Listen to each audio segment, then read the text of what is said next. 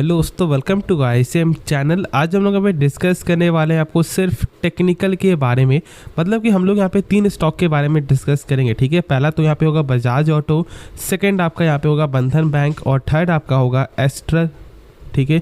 तो आप इस वीडियो को ज़रूर से अंत तक देखना। तो स्टार्ट करते हैं और पहले हम लोग यहाँ पे डिस्कस करते हैं बजाज ऑटो के बारे में।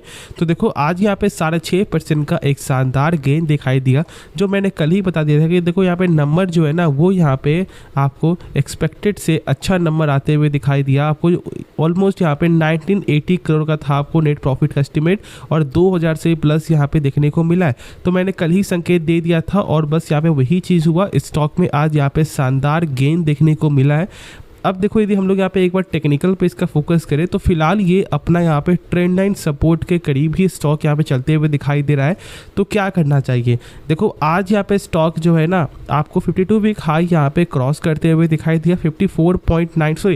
5495 रुपये ये स्टॉक यहाँ पे जाते हुए दिखाई दिया, जो अब इसका यहाँ पे नया अब यहाँ पे 52 वीक हाई बन चुका है। तो कहीं ना कहीं क्या यहाँ पे बुलिश का साइन अभी और बना हुआ रह सकता है। एक चीज़ को यहाँ पे ज़रूर से समझो, जब भी कोई स्टॉक पहले गेन होता है, जब गेन दिखाता है तो उसमें प्रॉफिट बुकिंग भी आपको देखने को मिलता है। तो शायद ऐसा हो सकता है कि प्रॉफिट बुकिंग यहाँ पे देखने को मिल जाए। तो मेरे हिसाब से यदि ये अपना यहाँ पे जो रिटेस्ट करते हुए दिखाई दे ये सपोर्ट, तब आप इसके बारे में सोच सकते हो। मतलब ऑलमोस्ट यहाँ पे 5240 के रेंज में फिलहाल मेरे हिसाब से अभी आप लोगों को वेट करना चाहिए। और यदि आपने पहले से बाय किया हुआ है, क्योंकि मैंने बहुत पहले से इसके बारे में आपको बताया हुआ है, तो फिर ज़रूर से यहाँ पे आप होल्ड करके चलो। उसके बाद देखो जो यहाँ पे नेक्स्ट स्टॉक है वो यहाँ पे है बंधन बैंक। बंधन बैंक में आज यहाँ पे 3.5% से ज़्यादा का यहाँ पे कमजोरी दिखाई दे रहा है और कल के दिन इसका भी क्वार्टर का नंबर आते हुए दिखाई दिया है। देखो यहाँ पे नंबर में क्या ऐसा कुछ यहाँ पे खराब आ गया जिसके कारण स्टॉक इतना ज़्यादा यहाँ पे गिर गया। तो देखो जो इनका यहाँ पे रेवेन्यू है वो तो यहाँ पे ग्रोथ देखने को मिल रहा है, ठीक है। ईयर ऑन ईयर भी एक अच्छा ग्रोथ है और क्वार्टर थोड़ा सा फ्लैट यहाँ पे ग्रोथ है, मतलब फ्लैट एक नंबर है। उसके बाद देखो यहाँ पे प्रॉफिट के हिसाब से तो 209 करोड़ से बढ़कर 721 करोड़ ईयर ईयर और क्वार्टर भी एक फ्लैट दिखाई दे रहा है। तो कुछ नंबर खराब नहीं है, लेकिन फिर वजह क्या है, देखो वजह है सबसे इंपॉर्टेंट वो यहाँ पे है NPA, जो मैंने बताया हुआ है कि किसी बैंकिंग कंपनी के लिए या फिर आपको फाइनेंशियल कंपनी के लिए सबसे इंपॉर्टेंट पैरामीटर में से होता है NPA। और ये NPA में कुछ भी गड़बड़ होता है तो फिर स्टॉक मतलब उसका हालत ख़राब होता ही है। और यहाँ पे वही चीज़ हुआ है। जो इसका नेट NPA है ना वो यहाँ पर देख लो कि फ़िलहाल अभी आपको लगातार बढ़ते हुए ही दिखाई दे रहा है।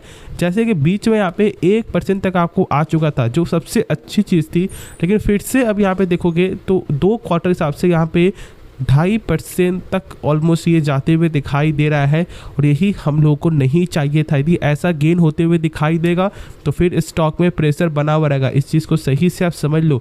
मैंने शेयर किया हुआ है कि NPA बहुत इंपॉर्टेंट पैरामीटर में से एक है और यदि यही यहाँ पे गेन आपको होते हुए दिखाई देगा तो फिर प्राइस और ज़्यादा यहाँ पे कम होते हुए दिखाई देगा। तो मैं यहाँ पे आपको शुरू से बोलता हूँ कि हमेशा आपको फाइनेंशियल और बैंकिंग कंपनी का NPA ज़रूर से चेकआउट करना है। और जो भी बैंकिंग का जो NPA है यदि ग्रॉस भी लगातार बढ़ रहा है, क्योंकि 3% प्लस यहाँ पे ये भी शो हो रहा है और क्वार्टर भी, तो यहाँ पे नेट NPA भी देखो ये भी यहाँ पे लगातार गेन हो रहा है, तो ये कोई अच्छा संकेत नहीं होता। और कोई भी बैंकिंग स्टॉक तभी डूबता है जब उसका NPA बढ़ जाता है। और देख सकते हो कि जब स्टॉक प्रेशर क्यों आया था, जब इसका NPA आपको 3.5% तक यहाँ पे जा चुका था और यही मेन कारण है, ठीक है। इस बात को सही से आप समझ लो। और फिर से अब यहाँ पे बंधन बैंक वही रास्ते पर चलते हुए दिखाई दे रहा है। तो अभी आपको फ्रेश एंट्री नहीं लेना चाहिए मेरे हिसाब से। और यदि आपने एक हाई प्राइस में स्टॉक को बाय किया होगा, क्योंकि देखो 400-450 का स्टॉक था ये और आज के समय ये 230 पे ट्रेड कर रहा है, तो बहुत से लोगों ने यहाँ पे स्टॉक को तो बाय किया ही होगा। तो फिर अभी यहाँ पे आपको वेट करना चाहिए। यहाँ पे आपको एवरेज भी नहीं करना चाहिए मेरे हिसाब से। बाई तो यहाँ पे आप भूल जाओ, ठीक है। बस आप यहाँ पे होल्ड करके चलो। बाकी जो डाउट बचे वो आप कमेंट में ज़रूर से पूछना। और देखो मैं इसका टेक्निकल आपके साथ शेयर नहीं कर रहा हूँ इसलिए क्योंकि देखो यहाँ पे फिलहाल टेक्निकल का कोई सपोर्ट ही मुझे यहाँ पे नज़र नहीं आ रहा है, ठीक है। मैं क्या बताऊँ, क्योंकि स्टॉक फिलहाल अभी लगातार कमज़ोर ही देखने को मिल रहा है। तो फिर अभी यहाँ पे वेट ही करना सबसे अच्छा उपाय होगा। उसके बाद जो यहाँ पे नेक्स्ट स्टॉक है वो यहाँ पे एस्ट्रल लिमिटेड और आज के दिन यहाँ पे भी आपको 6% तक का कमजोरी दिखाई दे रहा है। जानते हो कि इसका भी क्वार्टर का नंबर आते हुए दिखाई दिया है।